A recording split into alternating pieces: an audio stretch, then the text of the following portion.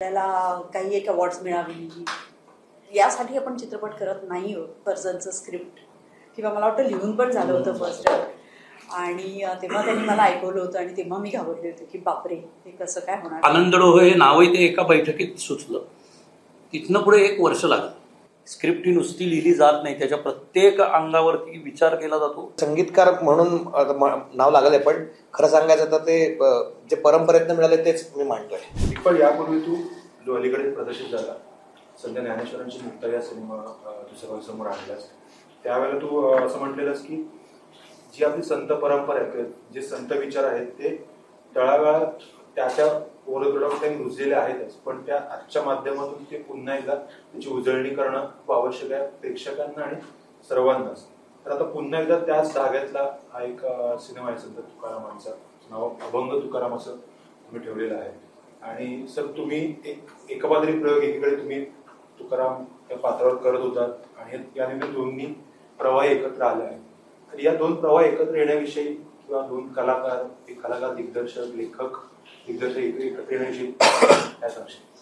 मुळात ते संपूर्ण नाव जर आपण पाहिलं चित्रपटाचं, अभंग तुकाराम कथा संत तुकारामांच्या गाथेची, तर ते बऱ्यापैकी आम्ही विषय त्या शीर्षकामध्येच क्लिअर करायचा प्रयत्न केला. सरांचं जे एकल नाट्य होतं आहे आनंद डोह नावाचं, त्याचे अजूनही अविरत प्रयोग चालू आहेत. गेली 15 वर्ष सर त्याचे प्रयोग करतात. तर या आनंद डोह एकल नाट्य हे याच्या मागची मूळ प्रेरणा आहे आणि एकूण 13 दिवसांचा प्रवास आपण याच्यामध्ये मांडतोय. रूढार्थाने ज्याला आपण बायोपिक म्हणतो तसा हा बायोपिक नाही.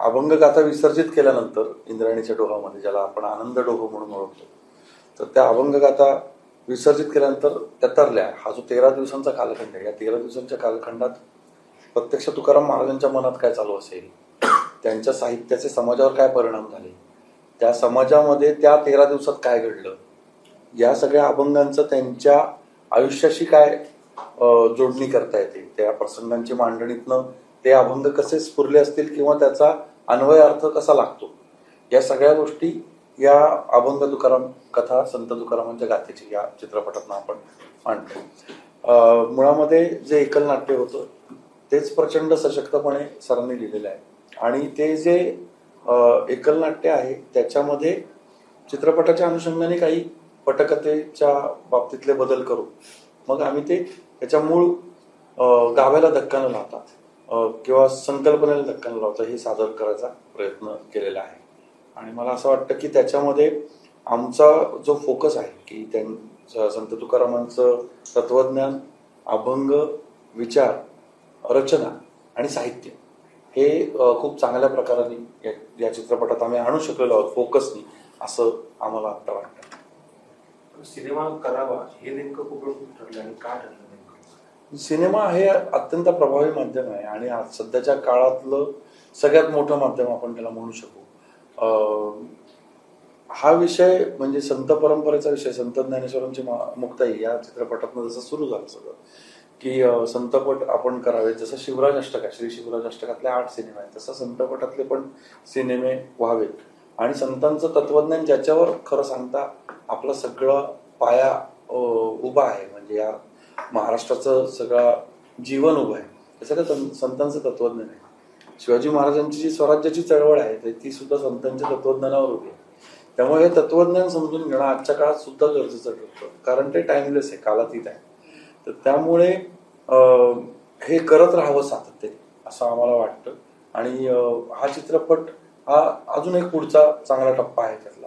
अजून यावरती अनेक प्रकारच्या चित्रपटातनं काम करता येईल असा आमचा प्रयत्न आहे.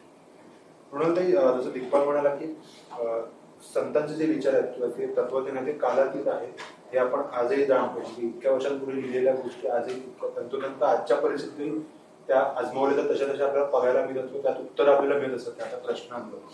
तुम्ही यापूर्वी शिव अष्टकात या सुवर्ण चळवळीमध्ये जिजाऊंची भूमिका साकारत आहात, याही सिनेमात त्या पद्धतीने जोडले गेलेला आहात. तरी अशा प्रकारच्या अशा चळवळीचा आपण एक भाग आहोत, त्याविषयी तुमचं मनोगत काय? मला अतिशय आनंद वाटतो अशा चळवळीचा मी भाग आहे. मी दिग्पालची मनापासून आभारी आहे की त्यांनी अशी एक टीम गोळा केलेली आहे की ज्या माणसांना समाजावर सकारात्मक परिणाम घडवायचा आहे आणि तो परिणाम घडवण्यासाठी जे काही करता येईल ते सगळं करण्याची त्याची तयारी आहे. दिग्पालनी शिवराय अष्टकचा जेव्हा निश्चय केला की 8 चित्रपट बनवायचे, तेव्हा मोठी बहीण असल्यामुळे मला भीती वाटत होती की कसं काय, सोपं नाही ऐतिहासिक चित्रपट बनवणं. एकदा मी रमा माधव बनवला होता, मला माहिती होतं की खूप मोठ्या कष्टातून जावं लागतं. ऐतिहासिक तेव्हा तर, आता तरी लोक खूप स्वीकार करतात बिकॉज ऑफ दिग्पाल, पण तेव्हा तर सुरुवात होती जस्ट. आणि कसा घेतील पहिला सिनेमा, ते स्क्रिप्ट वाचूनच मी घाबरले होते खरं तर. म्हटलं दिग्पाल हे कसं घडणार सगळं. पण त्याचा एक स्पेशल ऑडियन्स त्यांनी जमवला आणि त्यातून घडणारे सामाजिक बदल, शब्द आपल्याला वाटतो सामाजिक बदल वगैरे असा एवढा मोठा शब्द, पण हा बदल नक्की घडतो आहे हे आम्हाला जाणवतंय. आता आई वडील मुलांना नक्की किल्ल्यांवर घेऊन जातात, मुलं म्हणतात की आम्हाला हा किल्ला बघायचा आहे, किंवा खरंच काय घडलं होतं तिथे. चित्रपट अतिशय लोकप्रिय आहे, त्याच्यावरचे खेळ आलेले आहेत. मावळा नावाचा खेळ अत्यंत लोकप्रिय आहे, सगळ्या यंग कॅडरला वाटतंय. आणि हा जो इतिहास आहे हा पुढच्या पिढीपर्यंत पोहोचवणं हाच उद्देश होता. आणि मला वाटतं ती तळमळ ऑडियन्सपर्यंत पोहोचली की आपल्याला गल्लाभरून चित्रपट करायचे नाही आहेत, किंवा आपल्याला काही एक अवॉर्ड्स मिळावी यासाठी आपण चित्रपट करत नाही आहोत, तर आपल्याला एक सामाजिक जाणीव की छत्रपतींनी केलं म्हणजे काय केलं, नुसतं जय म्हणून थांबायचं नाही. तर शिवरायांचं आरमार असेल, त्यांची रणनीती असेल, त्यांचे विचार असतील, त्यांची झुंज असेल परिस्थितीशी, हे सगळं लोकांपर्यंत आलं पाहिजे, ही तळमळ होती. आणि अशा तळमळीतून 8 सिनेमे करायचे प्रयत्न कोण करतो आजकाल.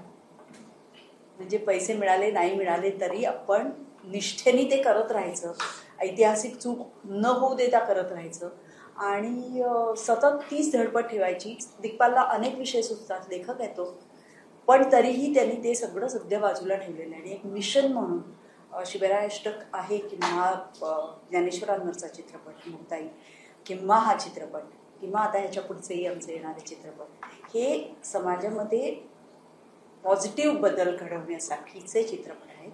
आणि त्याची पावती आम्हाला लोकांकडनं मिळते आहे. मला खूप आनंद होतो सांगायला की आता तुम्ही पण ऑब्झर्व केला असेल की शिवजयंती असेल किंवा पुण्यतिथी असेल, कोणती गाणी लागतात हल्ली आपल्या सिनेमातली लागतात. पूर्वी कोणती लागायची, आणि ज्या पद्धतीचे बिभत्स नाच गीत व्हायचे त्याचा कंट्रोल झालाय.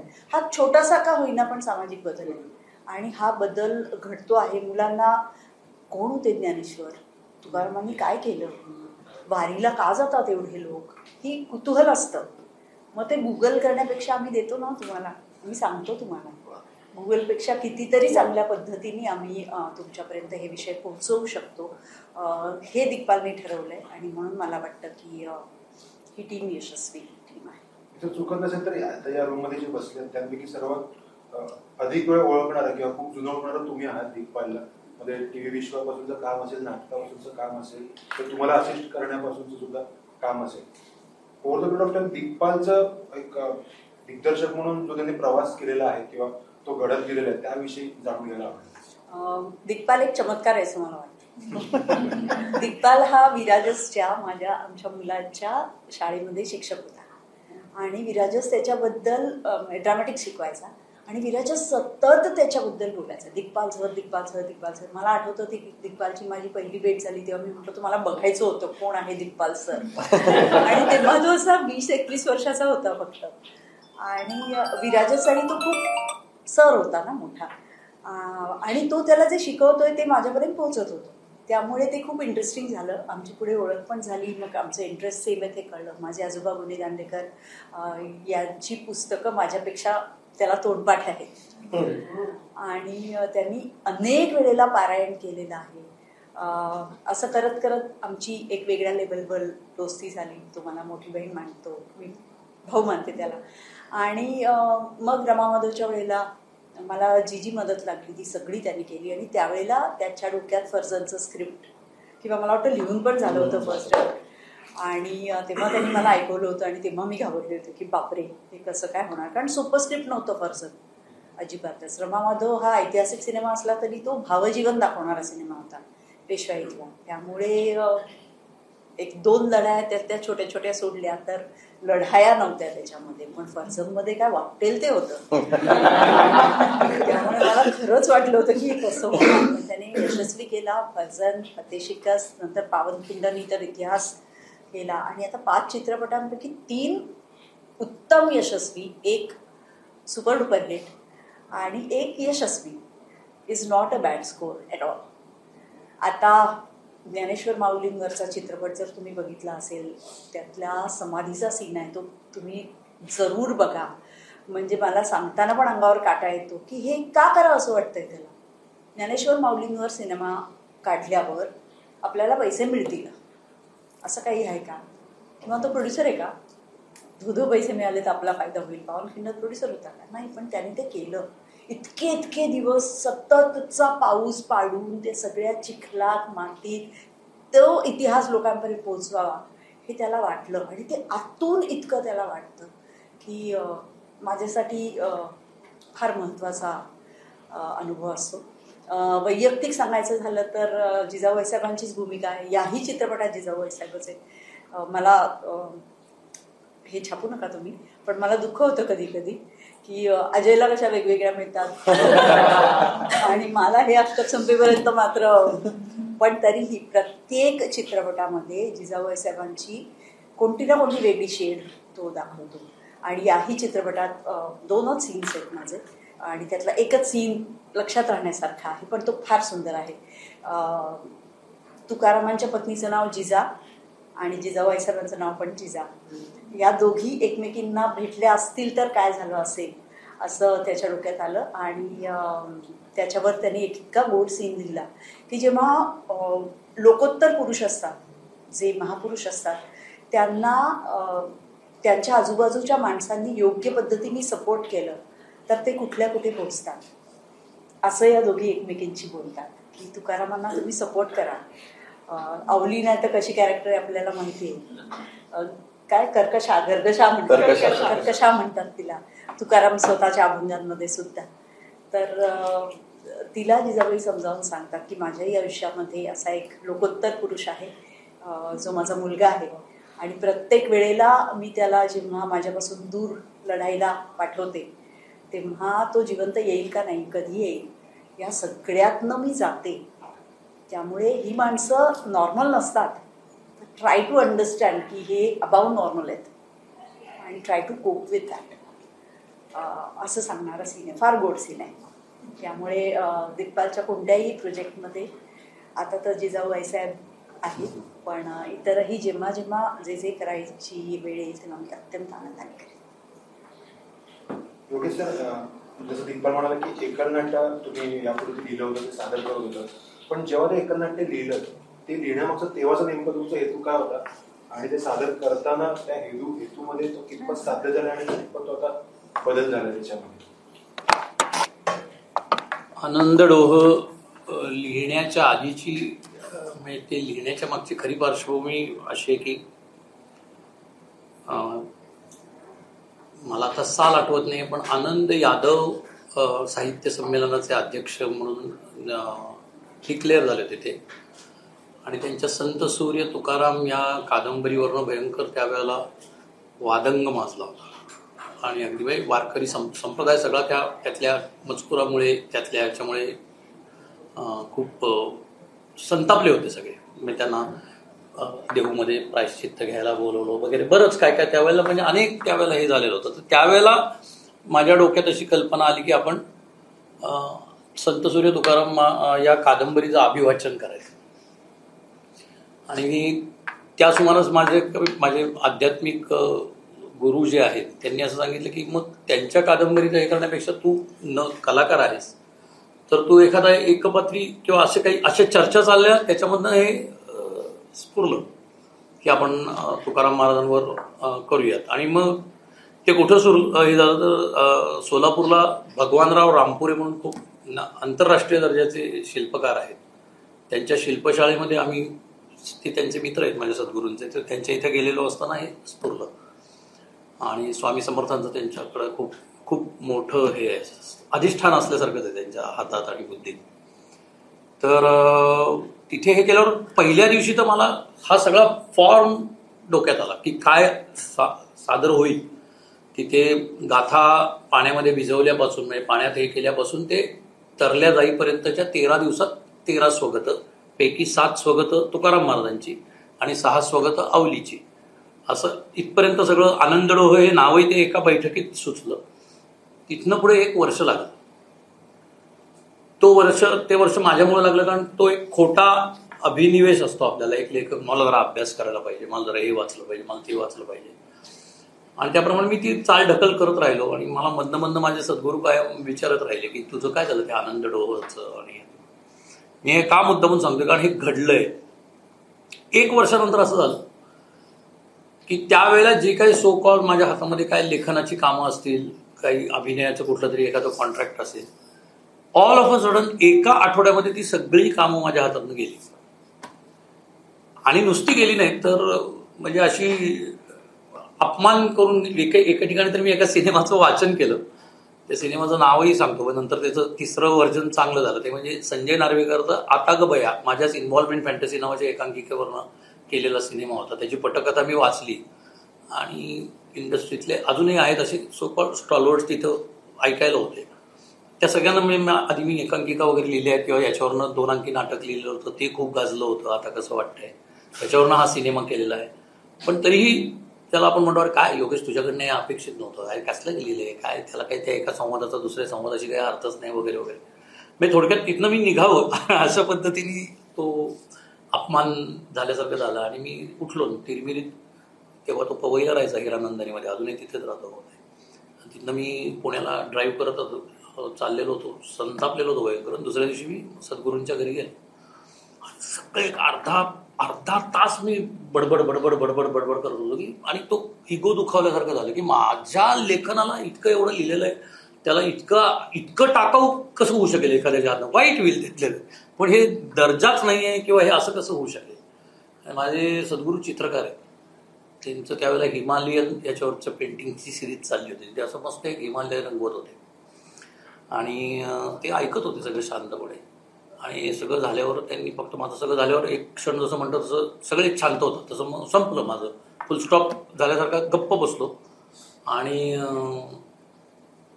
त्यांनी एक विचारलं की काही दिवसांपूर्वी तुम्ही एक संतश्रेष्ठ तुकाराम बुवांवरती एक काहीतरी लिहिणार होता, तसा संकल्प सोडला होता, त्याचं काय झालं. मग मी त्या तिरमिरीतच होतो. मी म्हणलं माझा काही अभ्यासच नाही, म्हणजे प्रभातचा चित्रपट या पलीकडे मला तुकाराम महाराज माहीतच नाही, तर मी काय लिहिणार त्याच्यावर, एकपत्री लिहिणं इतकं मला काय हे आहे. ते म्हणजे तुम्ही कशाला विचार करताय. जर तुम्ही एक लक्षात ठेवा का, हे जसं मृणाल म्हणाल तसं की लोकोत्तर पुरुषांच्या बाबतीत अशा काही यांच्या बाबतीत ज्यावेळेला त्यांच्या आयुष्यही चमत्कार असतो, आयुष्यानंतरही चमत्कार असतातच. तुम्ही ज्या वेळेला असा एखादा संकल्प सोडता त्यावेळेला ते शाहरुखच्या सिनेमामधलं ना पुरी कायनात, तसं पॅरावर्ल्डमध्ये आकाशाचे कान देऊन ऐकलं जात असतं. आणि तुम्ही ते वाट पाहत असतात की त्यांना तुमच्या माध्यमातून, तुमच्या शब्दांच्या माध्यमातून, तुमच्या ह्याच्यातनं पोचायचं असतं कोणापर्यंत. तुम्ही बघा, उद्यापासून लिहायला सुरुवात करा. आणि मी सांगतो की 13 दिवसात ती 13 स्वगतं लिहिली गेली. एका पाठी एक स्वगत झालं, 2 स्वगत झाले, 3 लिहित असताना प्रत्येक वेळेला. आणि आजही माझी ही भावना आहे, त्यामुळे मी योगेश्वर या टोपण नावाने आनंदडोह लेखक म्हणून नाव लावतो. माझी 75 एकांकिका, 14 मोठी नाटकं, 4 फिल्म्स, एवढं सगळं लिहिलेलं, माझी ती एक स्टाईल वेगळी. आणि आनंदडोह मधली रूपकं, आनंदडोह मधली शब्दरचना, आनंदडोह मध्ये जे मला मांडायचे ते, त्यातला एकही शब्द माझा नाही आहे. नक्की एकही शब्द नाही. हे काय मला मानधन वगैरे जे देतात ते खूप वेगळ्या ठिकाणी जातं जेव्हा जातं, कारण जे माझं नाही ते मी हे खरंच तिकडून आलेलं आहे. आणि त्याप्रमाणेच त्याचा प्रयोगही तसाच होत गेला. याची जर माझ्या एकल नाट्याची तालीम म्हणली तर ती 2003 म्हणजे जेव्हा सद्गुरू माझ्या आयुष्यात आले तिथपासून ते 2011 एवढे वर्ष दिग्दर्शन चालू होतं असं आपण म्हणायचं. कारण संहिता माझीच असल्यामुळे ती पाठ व्हायला मला वेळ लागला नाही. ती इथून तिथं तुम्ही जायचं, हा आता इथं बसा, हे सुद्धा माझं मी ठरवलं होतं. ते 3 दिवसात उभं राहिलं, कारण 4थ्या दिवशी मी प्रयोगाला उभं राहिलो होतो. त्यामुळे तशा अर्थी नाटकाची तालीम म्हणून ज्याला आपण ड्युरेशन म्हणतो ते 4 दिवस आहे. पण एक माणूस त्या भूमिकेसाठी घडवणं, साठी मी घडलो. मी भूमिका सादरच नाही करत या 7 वर्षामध्ये, आणि तिथून पुढे प्रयोगामध्ये इथपर्यंत त्या भूमिकेसाठी मी घडत गेलो. असा त्या आनंद ढोळचा प्रवास आहे. तिथनं मग दिग्पालच्या पटकथेमध्ये ते फक्त एक एक्सटेन्शन मोठ्या कॅनव्हासवरती लोकांपर्यंत, हा एवढा प्रवास आहे त्याचा. 2003ला तुम्ही ते 2003 पासून माझी आध्यात्मिक साधना सुरू झाली माझ्या सद्गुरूंबरोबर. 2011ला त्याचा प्रयोग झाला. 2024ला म्हणजे रादर 2020ला कुठेतरी पहिल्यांदा एकमेकांशी बोललं गेलं की आपण याच्यावरती सिनेमा करू. मग कोरोना आला, त्या सगळ्या याच्या व्यस्ततेनंतर कुठंतरी ठाम झालं ते ज्ञानेश्वरांची मुक्ताईमध्ये सेटवर, आणि ते झालं. मला या दोन गोष्टी, हे प्रत्येकाचा एक दृष्टांत आहे तो अध्यात्म अनुभवण्याचा, त्यावर मी येणार प्रत्येकाकडे प्रत्येकाचा अध्यात्म काय जाणून घ्यायची. पण मला एक धागा बघू, हा सिनेमा घडण्यामागे इतक्या वर्षांची तालीम आहे, आपण असं म्हणू की इतकी वर्षी तालीम घडत होती तो सिनेमा घडण्यासाठी, किंवा तो रिसर्च तू त्यानंतर केलास 2011 नंतर. सेम शिवष्टक जे तू करतोस त्यातही तुझं ते अभ्यास दिसतो. जसं दादा जरी म्हणाले असले की ते मी लिहिलं नाही तरी ते शेवटी त्यांच्याकडून आलेलं आहे, त्यामुळे प्रॅक्टिकली म्हणाले ते त्यांनीच लिहिलं, त्यांचा तो अभ्यासात ते पानावर उतरलेलं आहे. प्रश्न माझा असा आहे की इतके सिनेमे केल्यानंतर सुद्धा टचवूड कधीही गालबोट लागलं नाही आपल्या एकाही शब्दाला म्हणा, एकाही दृश्याला म्हणा, एकाही वाक्याला म्हणा, किंवा कोणत्या कलाकाराने ती भूमिका सादर केल्यानंतर त्या कलाकाराला म्हणा. आजचं जे वातावरण आहे किंवा गेल्या 10-12 वर्षांचं जे वातावरण आहे आणि तालुका सुद्धा आपल्याकडे आहे, कधीही काही होऊ शकतं, कोणाची भावना दुखावू शकतात, मग त्याला सेन्सॉर मिळालेलं असू दे किंवा नको असू दे. हे जे तारतम्य राखणं आहे किंवा सर्वव्यापीपणा, सर्वसमावेशकपणा आहे, त्याकडे तू कसं बघतोस दिग्दर्शक म्हणून, लेखक म्हणून आणि कलाकार म्हणून, आणि तोच प्रश्न नंतर तुम्हाला सुद्धा आहे. मला मुळात असं वाटतं की तुम्ही तुमच्या कलाकृतीशी प्रामाणिक असलं पाहिजे. मग या गोष्टी, मला मुळात असं वाटतं की कलाकार म्हणून तुम्ही तुमच्या कलाकृतीशी प्रामाणिक असलं पाहिजे. म्हणजे मग या गोष्टी जरी तुमच्या विरोधात गेल्या तरी तुम्हाला त्याच्या समोर उभं राहण्याचं बळ येतं. आणि जर तुमचं त्याच्या मागचं जे इंटेन्शन आहे, म्हणजे मुळात हा शब्द फार महत्त्वाचा आहे, हेतू तुमची कलाकृती सादर करण्याचा हा जर पक्का असेल तर मग तुम्हाला त्यांना उत्तर देता येतं किंवा त्याचं लॉजिक मांडता येतं की मला हे का करायचं आहे आणि मी हे का केलं. केवळ म्हणजे मी काय किंवा आमची संपूर्ण टीम काय की कलेच्या हव्यासापोटी सादरीकरण करणं हे आम्हाला कोणालाच मान्य नाही. कलेतनं मनोरंजनाबरोबर प्रबोधन व्हायला पाहिजे हा अट्टहास आहे आमचा. म्हणजे काही जणांना मतभेद असेल याच्याबद्दल की प्रत्येक वेळी प्रबोधन व्हायलाच पाहिजे का, गरजेचं नाही, असं काही जणांचं मत असेल ते पण बरोबर आहे. पण आमचं मत असं आहे की आम्हाला या पद्धतीने मांडणी करायची. आणि हे करत असताना मला असं वाटतं की त्यात मी जे विषय मांडतोय हे विषय अत्यंत संवेदनशील आहेत. याच्यामध्ये महाराष्ट्र, भारतभर, जगभर जेवढी मराठी माणसं आहेत, जेवढे हिंदू आहेत, त्या सगळ्यांच्या भावना निगडीत आहेत या सगळ्या गोष्टींची. त्या भावनांचा कलाकार म्हणून सुद्धा मी आदर केला पाहिजे. कलाकार हा सुद्धा माणूस असतो हे पहिले आपण मान्य केलं पाहिजे. कलाकार कलंदरपणाच्या नावाखाली वाटेल ते करेल आणि समाजाने त्याच्यावर पांघरूणच घालत फिरावं असं होता कामा नये, अशा मताचा मी आहे किंवा आमची टीम आहे. कलंदरपणा हा तुमच्या कलेमध्ये दिसला पाहिजे. कलाकाराचा कलंदरपणा हा समाजाला घातक होत असेल तर तो कलाकार हा समाजासाठी उपयोगाचा नाही, अशा मताचा मी आहे. त्यामुळे तुम्ही जेव्हा एखादी कला सादर करता, जेव्हा आपण एवढे 7 चित्रपट सादर केले, ते सगळे लोकांनी का बरं उचलून धरले? आपण प्रत्येक वेळी प्रेक्षकांचा अनुनय करतो असं नाहीये. अनेक वेळा आपण आपल्या चित्रपटांमधनं आपणही चर्चा केली बऱ्याचदा की लोकांच्या डोळ्यात अंजन घालण्याचा प्रयत्न केला आणि यशस्वी प्रयत्न केला.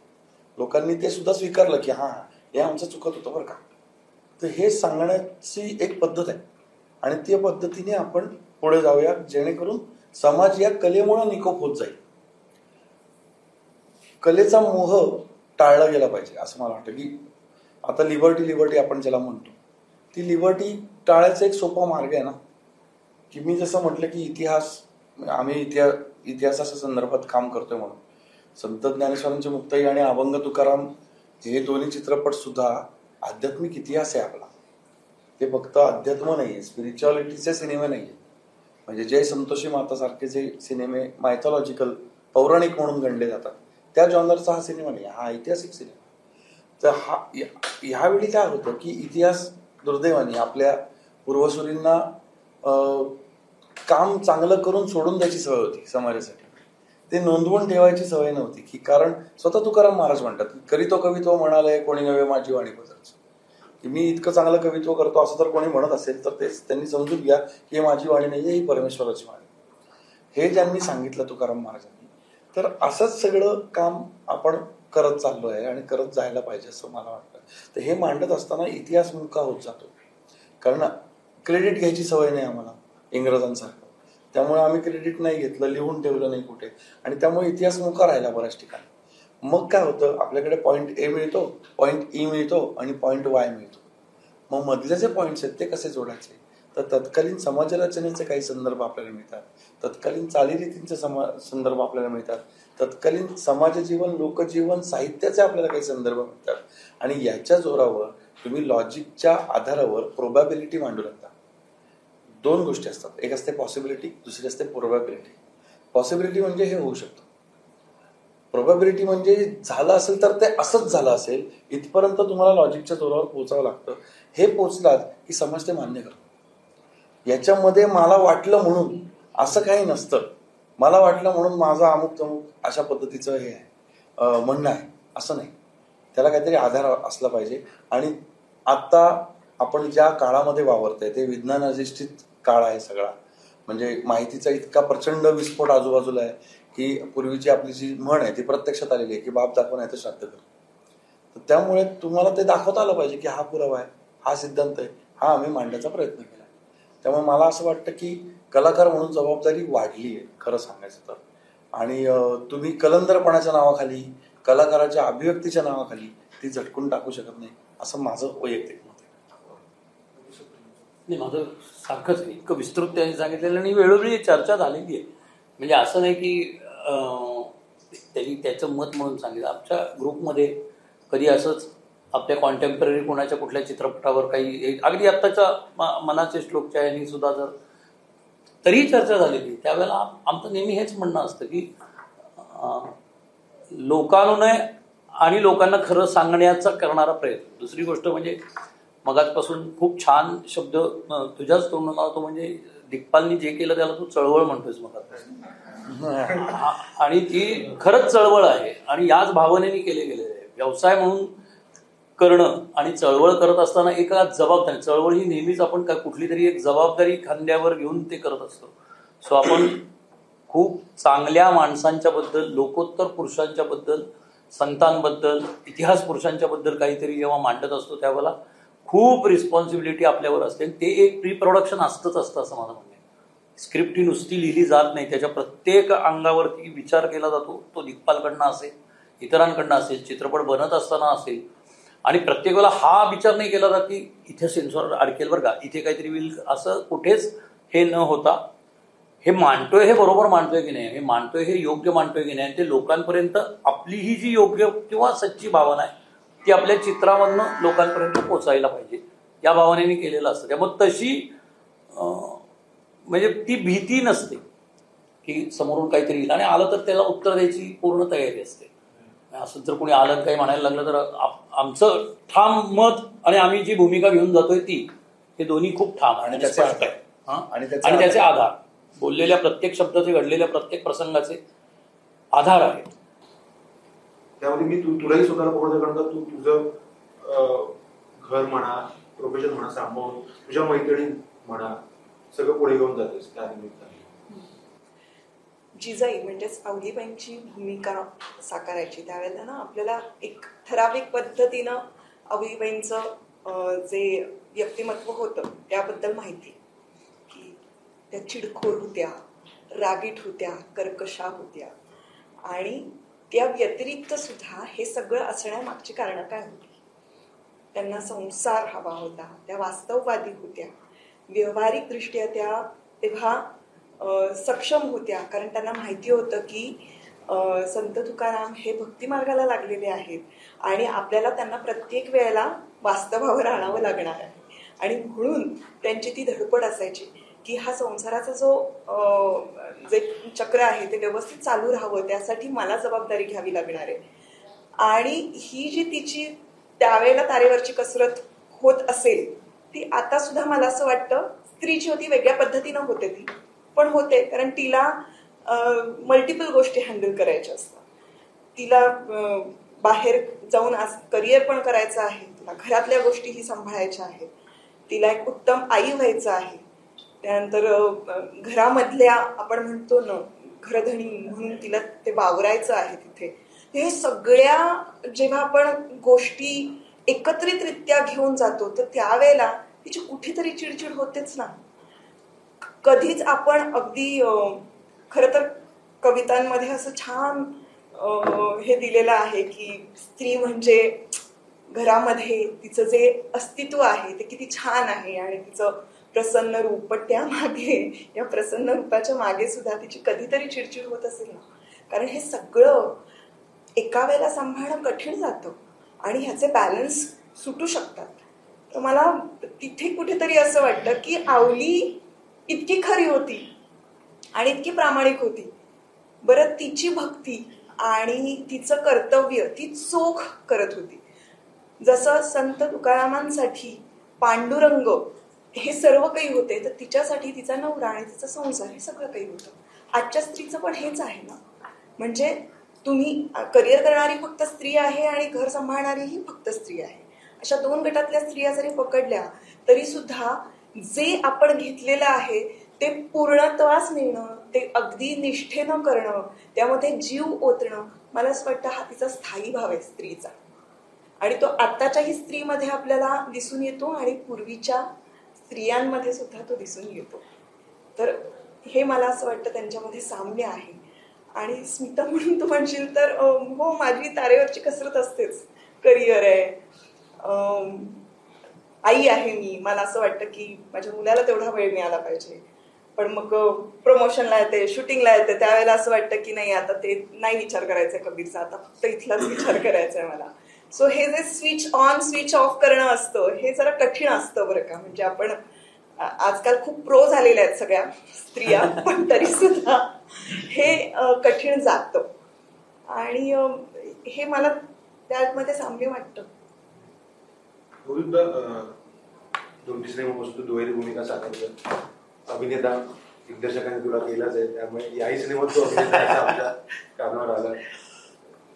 अभिनेता अवधूत गांधी आणि गायक तुला त्या शब्दांना सूट देण्याचंही तू काम करतोस, तर दोन्हीविषयी सांग ना. मला म्हणजे मुळात गाण्याची आवड खूप लहानपणापासून, घराण्यात परंपरा आहे आणि ज्या कुळात वाढलो, ज्या गावात वाढलो तिथे संगीताचं तुम्हाला माहिती, आळंदी काय, आळंदीचं महात्म्य, त्या मातीचं काय, आपण अनेक रत्न त्या मातीतनं आज आपल्याला मिळालेली आहेत.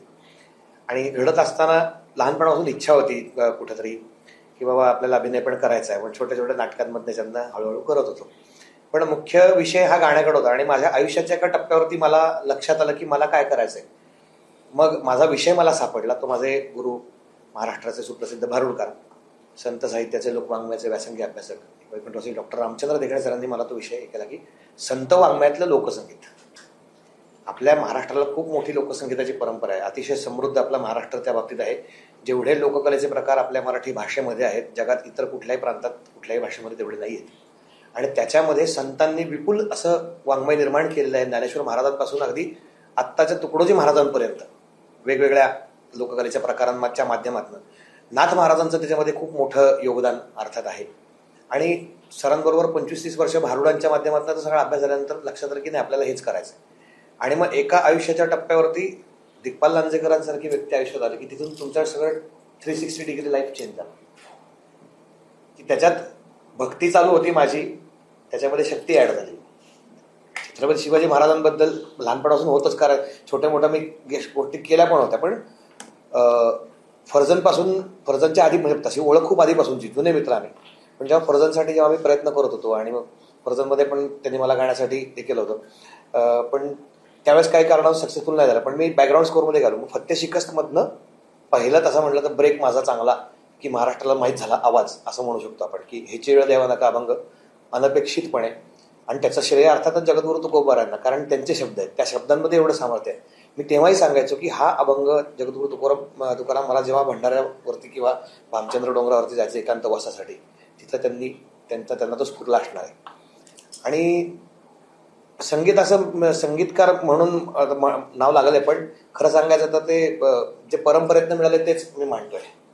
म्हणजे भारतरत्न स्वरभास्कर पंडित भीमसेनजी यांचं एक फार सुंदर वाक्य आहे, ते मला नेहमी खूप प्रेरित करतं की एवढ्या मोठ्या माणसाने असं म्हणलं. मी स्वतः हे म्हणत नाही, पण मी खूप वेगळ्या अर्थाने ते सांगतो की I am only giving back a fraction what I have received from my elders and बेटर्स. मला जे माझ्या याच्याकडे त्यातलं मी थोडंसं देण्याचा प्रयत्न करतो माझ्या कुवतीप्रमाणे. आणि वारकरी संप्रदाय आपला अतिशय समृद्ध आहे संगीताच्या बाबतीमध्ये. मला वाटतं की सर्व संतांचा संगीताचा प्रचंड अभ्यास होता. जगद्गुरू तुकोबाराय सुद्धा संगीताचा प्रचंड, त्याशिवाय इतक्या सुंदर रचना वेगवेगळ्या ह्याच्यातल्या, चौचरणी अभंग असतील, दुचरणे 2 चरणे असतील, वेगवेगळ्या ह्याच्यातले अभंग असतील, ते इतके चपखल बसतात काही काही याच्यामध्ये, तालांमध्ये याच्यामध्ये. आणि त्या शेकडो वर्ष जुन्या चाली पण आहेत, ज्या महाराष्ट्राच्या कानाकोपऱ्यात खेड्यापाड्यांमधनं आजही गायल्या जातात. हे लोकांच्या माहितीला आहे. त्याचा प्रयोग आपण ज्ञानेश्वरांच्या मुक्ताईमध्ये केला. 2 हरिपाठाचे अभंग होते, पारंपरिक चालीचे. थिएटरमध्ये लोक गायचे हरिपाठ, त्याच्याबरोबर लोकांनी अभंग गायले. मग हे करत असताना दिग्पालला मी असं म्हणायचं की मला जरा करायचं बरं का काहीतरी, जरा मला थोडंसं अभिनयाचं पण करायचं. मग जेव्हा पहिल्यांदा आम्ही संत ज्ञानेश्वर माऊली ही मालिका आपण केली, त्याच्यामध्ये नामदेव महाराजांची भूमिका मला करायला मिळाली. बरं, गंमत एक उघाण्याला म्हणून सांगतो की आधी 120 भागाची ती मालिका होती, नंतर ती वाढत वाढत वाढत जवळजवळ 550-600 भागाची झाली. त्यामुळे माझा रोल अर्थातच पुढं जात होता. आणि गंमत अशी झाली की आता पुढच्या महिन्यापासून साधारण माझं चालू होणार, तर त्या दिवशी गणेशोत्सवामध्ये मला अजून आठवतो, मला पंढरपूरला सेवा मिळाली. 1-2 वर्षात मी पंढरीला सेवेचं बोलावलं होतं पांडुरंगाचं. आणि माझी बहीण आहे तिथे मोठी, अमृता बडवे, ती मला घेऊन गेली आतमध्ये दर्शनाला आणि म्हणली इथं उभं राहून अभंग म्हण. तिथं रंगशिळा म्हणून जे आहे, ज्या ठिकाणी उभं राहून नामदेव महाराज अभंग गायचे, म्हणजे तू नामदेव महाराजांची भूमिका करतोय, आधी इथं अभंग गा आणि पांडुरंगाला सांग. आणि मग बाबा म्हणलं ही लीला आहे त्याचीच. तिथं नामदेव महाराजांचा सुंदर अभंग आहे, तो अभंग तिथं गायला आणि पांडुरंगाच्या वर डोकं ठेवलं. म्हणलं असं वाटलं की नाही बाबा, माझ्या लाडक्या भक्ताची भूमिका करतोय, आधी आशीर्वाद घेऊन जा. आणि मग सुरू झालं. त्याच्यामध्ये छोटी छोटी काही नाटकं वगैरे पण मी व्यावसायिक नाटक माझ्या आयुष्यात केलेलं संपदा द्यायचं, चिचौका रंगभूमी, त्याच्यात नारद मुनींची भूमिका. बरं, गंमत सांगतो, हे सगळं करत असताना माझी परंपरेची नाळ कुठेही तुटली नाहीये. मला अभिनय करायचा होता, तर मला भूमिका पण अशाच मिळाल्या की कुठेतरी त्या ऐतिहासिक किंवा पौराणिक किंवा धार्मिक इतिहासाशी जोडलेल्या.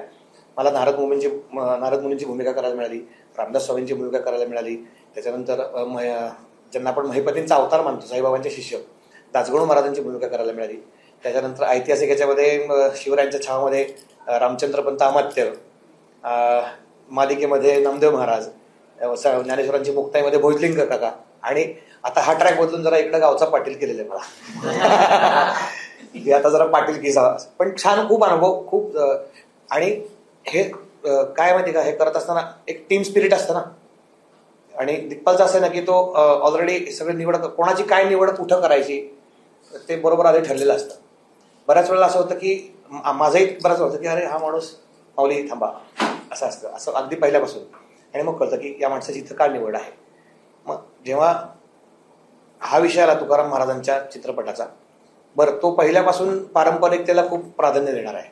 मी म्हटलं की आपण असं अभंग इतके, आता मोठं भांडार आहे, त्यातून 11 अभंग आम्ही निवडले, म्हणजे ते समुद्रामधनं मोती वेचण्यासारखं आहे, इतके तुकाराम महाराजांचे सगळे अभंग आहेत.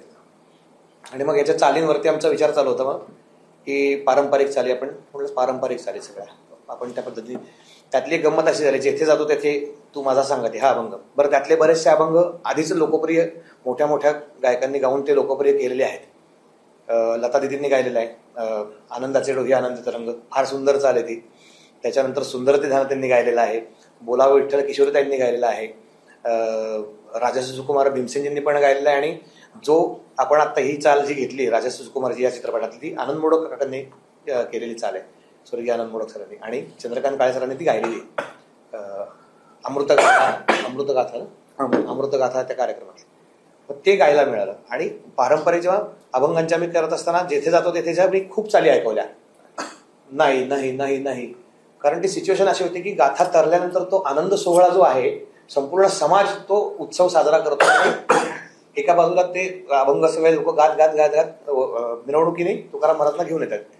आणि काय झालं होतं की एक सांप्रदायिक साधी चाल आहे जी आता रेकॉर्डेड आहे, ती मुद्दाम ऐकून होतं. म्हटलं ही खूप सरळ साधी चाल आहे, ही काय आवडणार नाही म्हणून मी ऐकवलीच नव्हती. मी बाकी भलतंच सगळं ऐकवत होतो, हे ऐकव ते ऐकव ते ऐकव.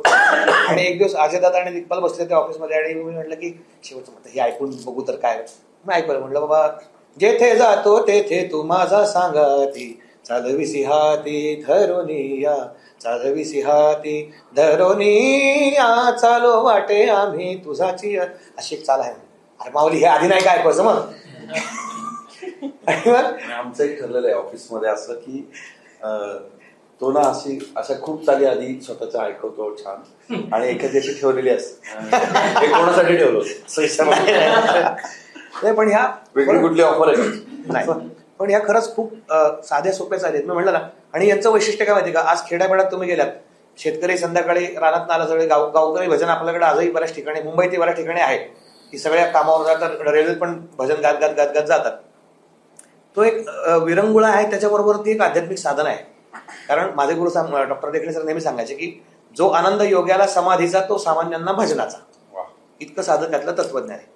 मग ही चाल, आणि मग ठरल्यानंतर मग ते असं ग्रुप सॉन्ग आपण त्याचं करूयात, कोरस नाही ग्रुप सॉन्ग. मग त्याला वेगवेगळ्या आवाजाचे, वेगवेगळ्या टेक्स्चरचे, वेगवेगळी गळ्यात गंमत असणारे 7 गायक त्याच्यामध्ये घेतले आणि त्यांच्या आवाजात ते रेकॉर्ड केलं आपण.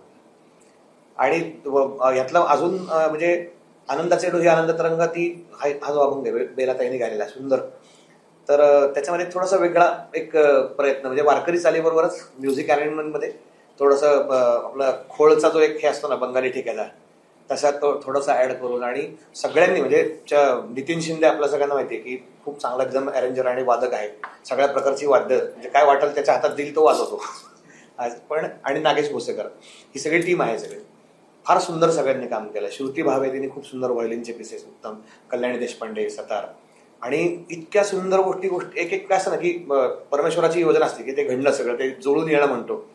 मग अशी तुझं विचारलंस की आनंद डोह चालू होतं, मग ते आता कोविडच्या नंतर हे सगळं घडायला, चित्रपटापर्यंत यायला इतके दिवस लागले. त्याच्या मग अजून एक कारण महत्वाचं सांगायचंय, 375वं वैकुंठगमन वर्ष आहे तुकाराम महाराजांचं, ते औचित्य आहे ना. जसं ज्ञानेश्वर महाराजांचं मुक्ताई चित्रपट केव्हाच येणार होता ते माहिती आपल्याला की पुढे ढकलला. यावर्षीच प्रदर्शित व्हायचा होता का, 750वं माऊलींचा जन्मोत्सव वर्ष आहे हे औचित्य. आता ही ईश्वरी योजना आहे आणि त्यांनी घडवलं, त्याप्रमाणे आम्ही सगळे काय आहे सरेंडर आहोत भगवंताच्या पायी. मी बऱ्याच वर्षांपूर्वी कसं असतं ना की मी गमतीने कार्यक्रमांमध्ये सांगतो की अहंकार माणसाला अनेक प्रकारचा असतो, कोणाला विद्येचा असतो, कोणाला रूपाचा असतो, कोणाला सत्तेचा असतो, कोणाला संपत्तीचा असतो, तर काहींना सेवेचाही अहंकार. तसा मला सेवेचा पण अहंकार तिथे एकदा झाला होता, आणि तो माझा अहंकार तो योग्य वेळी माऊलींनी कमी करून मला जागेवर आणलं. तेव्हापासून मी त्यांच्या पायी व्हायला की तुम्ही जे द्याल त्या मार्गावर मी चालणार. तुम्ही तसं आता दिग्पालच्या ताब्यात आम्ही सगळे आहोत की बाबा हा तुम्ही त्यांनी सांगितलं की हे काम करायचं, संपला विषय, मग त्याने करायचं. योगेश सर, मगाशी स्मिताताई म्हणाले की तुकारामांना अध्यात्म पुन्हा वास्तवाकडे घेऊन येण्यासाठी आवडी असायची, तसंच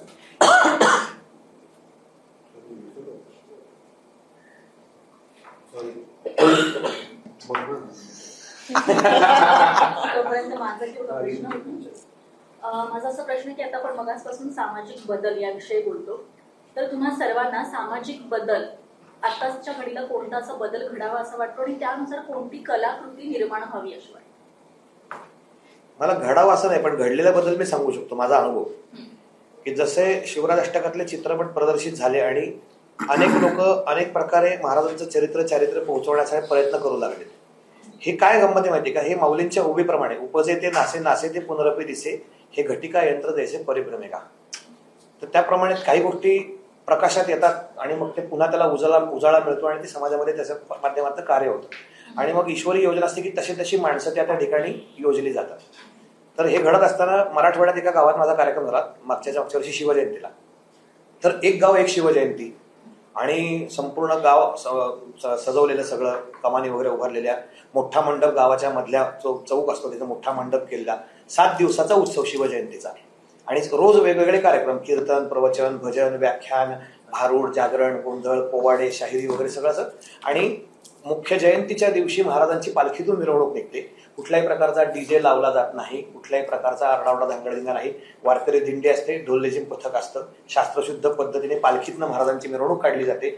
मावळ्यांच्या वेशात सगळे असतात आणि चौकामध्ये सवाष्णी औक्षण करतात. संपूर्ण रस्ता, तो मार्ग आहे पालखीचा, तो सडा संमार्जन करून रांगोळ्या काढून सजवला जातो. हे सगळं स्वरूप मी भारावून गेलो. म्हटलं काय कमाल आहे म्हणलं तुमचं. ते माझे आळंदीतले ओळखीतले एक महाराज आहेत, अनिल महाराज म्हणून. तर ते म्हणले अहो म्हणले महाराज हे सगळे करणी म्हणले जी घडली ते दिग्पासरांच्या चित्रपटांमुळे.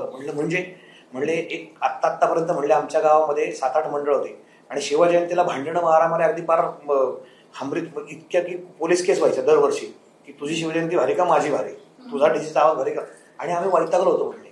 मग हे चित्रपट आल्यानंतर हळूहळू गोष्टी कळायला लागल्या मुलांमध्ये. आम्ही संप्रदायातल्या सगळ्या मंडळींनी, गावातल्या जाणकारांनी सगळ्यांनी एकत्र आणलं सगळ्या मुलांना. ते पिक्चर परत दाखवले, त्याच्यावर आम्ही चर्चा केली, महाराजांबद्दल बोललो, त्यांचं वाङ्मय सगळं हे करता आणि मग त्यांना उपरती झाले की नाही आपण चुकतोय, ही महाराजांना अपेक्षित असलेली शिवजयंती अशी नाहीये. आणि मग त्या माध्यमातून आपण अशा पद्धतीने करत. मग सगळ्या लोकांनी मांडलं की जास्त 7 दिवसात. बरं, त्या मंडळाचा कोणीही अध्यक्ष नाही, कोणी खजिनदार नाही, कोणी कुठल्या पदच नाहीये काही. अख्खं गाव मिळून करतात, जे ज्याला दिसेल की मला हे काम करायचं, विषय संपला. पण हे जेव्हा असे समाजामध्ये दिसतात ना, तेव्हा बरं काय आहे, संत परंपरा जी निर्माण झाली मुळात, माऊलींचा जर काळ बघितला, त्या काळात माऊलींनी एवढ्या पद्धतीने माणूस धर्माचा पुरस्कार केला. काय चोखोबांसारख्या माणसाला संतपदाला आणून ठेवलं की बाबा नाही, सकाळाशी येथे आहे अधिकार, इथं कोणी लहान नाही, थोर नाही, कुठला भेदाभेदाभ्र महामंगळ, कुठलाच भेद नाही इथं या संप्रदायामध्ये. तर यारे यारेस, मग ते चोखोबा म्हणतात यारे यारे सान थोर याती भरते नारी नर. काय आणि खटनट यावे शुद्ध होऊन या जावे, दवंडी पिटी व्हावे चोखा मिळा, हा अधिकार त्यांना मिळाला. ही जी आपली परंपरा आहे, आज कुठेतरी पुन्हा समाज भरकटत चाललाय. हे बघा, प्रत्येकाला स्वतःचा प्रपंच आहेच, पण त्याचबरोबर तुम्ही एका देशाचे नागरिक आहात, एका समाजाचा घटक आहात. त्याच्या तुमच्यावरती काही सामाजिक जबाबदाऱ्या त्या असल्याला पाहिजेत. काही एक आपण म्हणतो की मॅनर्स ते तुमचे असले पाहिजेत. मग ते कशातनं घडतील, ते या चित्रपटाच्या माध्यमातूनच आपण, आणि ते प्रयत्न आपण केले. बरं, आपण कोणाला सांगायला गेलं तर तुम्ही त्याला बदलू शकत नाही. वारकरी संप्रदायातलं उदाहरण सांगतो. आज असं झालंय की अभंग जे आहेत ते चित्रपटातील चालीत गायले जातात. म्हणजे आमच्या लोकांचा अनुभव आहे, सुंदर ते ध्यान हा अभंग तेरे रश्के कुमारच्या चालीत गायला आम्ही ऐकलेला, फडावरती कीर्तनामध्ये. अशी अवस्था आहे एकीकडं. का तुकाराम महाराजांनी टाइमपास म्हणून केलेल्या कविता नाहीत अभंग म्हणजे, त्याच्यामागे खूप थोर विचार आहे, भक्ती आहे, पराकोटीचा त्याग आहे, समर्पण आहे. मग जर ह्या पद्धतीने करायचं, आम्ही मग त्यांना शिकवायला उपयोग नाही ना. मग काय चांगलं काय आहे, आपले शेकडो वर्षात आपल्याला दिलेले, आपल्या घरी कामधेनू गाय, आपण बाहेर ताकाची भीक मागत फिरतो, अशी अवस्था आहे. मग पुन्हा ती कामधेनू गाय लोकांना सांगितली, बरे बाबा हे कामधेनू गाय, म्हणून ह्या चालींना उजाळा देण्याचं काम, ते पोहोचवण्याचं काम. आता ह्याची वेळ देवा नका, हा जो मगाशी मी सांगितलं, आज अनेक तरुण मुलांच्या मोबाईलची कॉलर ट्यून रिंगटोन आहे ही गाणी.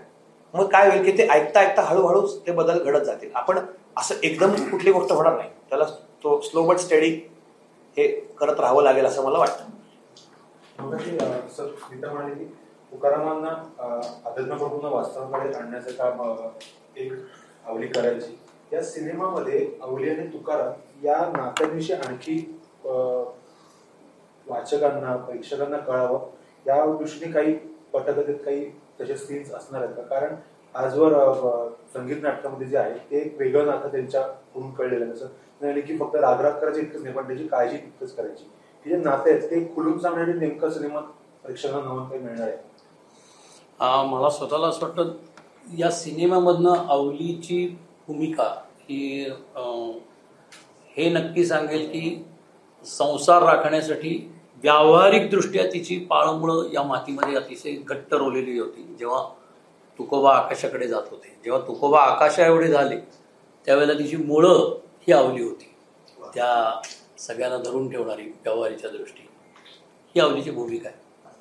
मला असं वाटतं की आम्ही जे काही आत्ता प्रयत्न केला त्याच्यामध्ये मुळामध्ये त्यांच्यावरती निरतिशय प्रेम, म्हणजे प्रेमाची व्याख्या खरं तर अवली होऊ शकते असं मला वाटतं. हे जे सादरीकरण आपण पाहू त्याच्यानंतर, कारण तिला सतत माहिती आहे की आपला नवरा आपल्या संसाराकडे दुर्लक्ष करतो आहे किंवा आपल्या कुटुंबाकडे, प्रपंचाकडे अध्यात्माच्या ओढीमुळे त्यांचं काहीसं दुर्लक्ष होतंय किंवा त्यांनी पलीकडे अध्यात्माच्या दिशेने जाणं गरजेचं आहे समाजासाठी, हे सगळं तिला कळत आहे. तिचा रागराग होतोय कारण कुठेतरी तो ताण येणार, तो ताण कुठेतरी बाहेर पडावा म्हणून रागराग होतोय. परंतु ती उभी राहते प्रत्येक क्षणी त्यांच्याबरोबर. म्हणजे त्यांच्यावर जेव्हा हल्ला होतो रात्री, पाळेगार घरामध्ये घुसतात, दरोडेखोर घरात घुसतात, आणि तर त्यावेळी ती खंबीरपणे त्यांच्या बाजूला उभी राहते. ती लपून नाही राहत किंवा ती तिथनं पळून जात नाही मुलांना घेऊन. ती त्यांच्या बरोबरीने त्या पाळेगारांच्या समोर धाडसाने उभी राहते. असे काही प्रसंग आहेत. किंवा गाथा बुडवल्यात किंवा गाथा विसर्जित केल्यात हे कळल्यानंतर तिचा जो त्रागा होतो तो त्या पतीच्या कलाकृतीवरती किंवा त्यांच्या अध्यात्मावरती असलेल्या निरतिशय प्रेमातून ती त्रागा व्यक्त करते की हे का केलं तुम्ही, इतके दिवस मी कशासाठी म्हणून माझा संसार राखला किंवा धडपड केली की आणि ह्या गाथा लोकांपर्यंत पोहोचाव्यात किंवा अभंग पोहोचावेत म्हणून, आणि ते अभंगच तुम्ही बुडवलेत. हे पतीच्या त्या कार्यावरचं प्रेम आहे. मला असं वाटतं की प्रेम खऱ्या अर्थाने निखळ आणि नितळ ज्याला म्हणतो त्याची व्याख्या आवली होऊ शकते असं आम्हाला अभ्यासांती वाटतं. आणि एक महत्वाची गोष्ट अशी आहे, अवलीबाईंचा जर इतिहास बघितला, त्यांच्या मूळच्या खूप श्रीमंत घराण्यातनं आलेल्या आहेत, अतिशय समृद्ध आणि श्रीमंत घराण्यातल्या त्या होत्या. आणि ज्यावेळेस तुकोबांची लग्न झालं, तुकोबांची पण प्रापंचिक स्थिती खूप चांगली होती, पण भक्ती मार्गाला लागल्यानंतर सर्व संघ परित्याग जो त्यांनी केला त्याच्यातनं तिची मुळात अशा वेळेस सुद्धा त्यांनी तुकोबांना सोडून गेले नाहीत. त्या आपण म्हणतो ना की नवरा संकटात, असं हे उदाहरण दिलं. त्याचबरोबर सगळं घरात काही नसताना सुद्धा त्याच पद्धतीने त्या त्यांच्या पाठीशी खंबीरपणे उभ्या राहिले. हे त्यांचं एक वेगळं महत्वाचं. आजच्या स्त्रियांनी तो एक हे ठेवला पाहिजे. आज समाजामध्ये आपण बघतो छोट्या छोट्या कारणांमुळे डिव्होर्स होण्याचं प्रमाण वाढलेलं आहे. तर कुठंतरी हे आपण ध्यानात घेतलं पाहिजे की संसार हा कधीही त्यागाशिवाय उभा राहू शकत नाही, आणि तो दोन्हीकडनं असावा. पण त्या त्यागाच्या तुकाराम महाराज त्यागाची मूर्ती आणि अवली आईसाहेब पण त्यागाची मूर्ती.